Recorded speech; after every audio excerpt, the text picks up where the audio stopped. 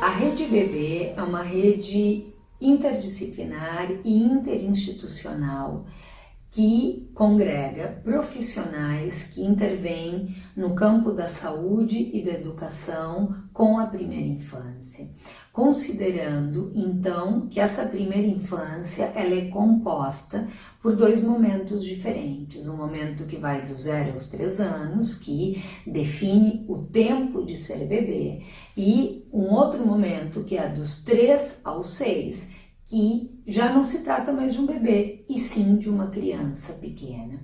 Esse é um momento da vida, esse momento que diz respeito ao tempo de ser bebê, que apresenta especificidades. A forma de sofrimento que se apresenta difere de formas de sofrimento que a gente encontra na vida adulta ou na infância de maneira geral.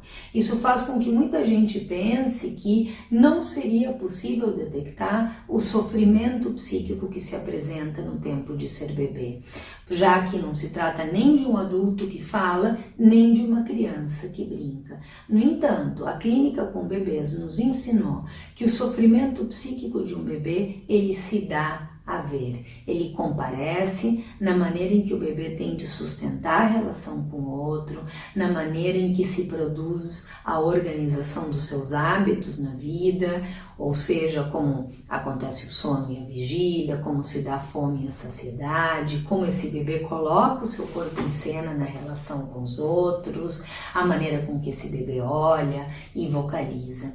Então, o bebê, ele nos dá a ver sim um sofrimento, mas claro que é preciso que a gente possa considerá-lo, porque não é porque esse sofrimento se dá a ver que o sentido dele é evidente. O fato é que na atualidade é preciso poder difundir essa ideia, porque ainda há muitos que pensam que não teria o que se fazer até os 3 anos de idade. E por isso a gente vai se encontrando com uma realidade que muito tem nos preocupado, que hoje em dia é muito grande o contingente de crianças que chegam a atendimento entre 6 e 7 anos de idade, que não por acaso é entrada no ensino fundamental. Mas quando a gente lança luz sobre as dificuldades que essa criança tem, ela em muito extrapola o que se apresenta como desafio na lectoescritura. A gente se encontra com crianças que não conseguem sustentar um diálogo, que não conseguem sustentar um brincar de faz de conta, que muitas vezes nem sequer conseguem ter uma representação gráfica pelo desenho, que não conseguem atrelar-se às normativas coletivas. Então, o que se revela é que havia dificuldades muito anteriores. E o que aconteceu que não se lançou luz sobre elas? Também, na atualidade, há crianças para as quais se solicita tratamento entre 3 e 4 anos de idade, com diagnóstico do transtorno do espectro autista. E quando a gente escuta os pais dessas crianças, há uma narrativa que se repete. Eles dizem que há tempos percebiam que algo não estava bem com os seus filhos, mas que ao comunicarem isso a pessoas do campo da saúde e da educação, foram aconselhados a esperar. Essa conduta expectante, ela tem a ver com o fato de que ainda há um olhar demasiadamente centrado na patologia. Se considera que se uma criança não tem um problema orgânico, que então ela vai se desenvolver, basta deixar o tempo passar. Esse tempo passa, depois se lança a luz para a dificuldade que a criança tem desde a lente da patologia. Não é um signo positivado de um determinado quadro psicopatológico. O primeiro que acontece é que algo que deveria ter se estruturado não se estruturou. Então, difundir esses critérios é um dos princípios da Rede Bebê, considerando que a gente precisa detectar um sofrimento psíquico para favorecer a estruturação, antes que isso assuma a forma de um quadro psicopatológico definido e definitivo.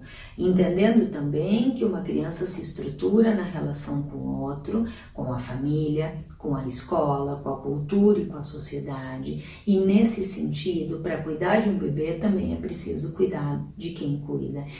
considerando que um bebê é a responsabilidade de toda uma aldeia. E é nesse sentido que se tece essa proposta da Rede Bebê, congregando profissionais, considerando então as singularidades de cada território nesse país, assim como o estilo de trabalho de diferentes equipes, guiados pelo princípio comum de detectar sofrimento para favorecer a estruturação ao longo da primeiríssima infância. Então, aqueles profissionais que quiserem fazer parte disso, a forma é se aproximando algumas das atividades desses diferentes núcleos que tem em diferentes cidades do país. Aqui em São Paulo, a gente tem organizado encontros mensais chamados Tessituras da Intervenção com a Primeiríssima Infância, em que a gente tem abordado diferentes temas relativos à maternidade e ao cuidado com a infância em diferentes contextos. São todos bem-vindos, já que é uma rede aberta e colaborativa.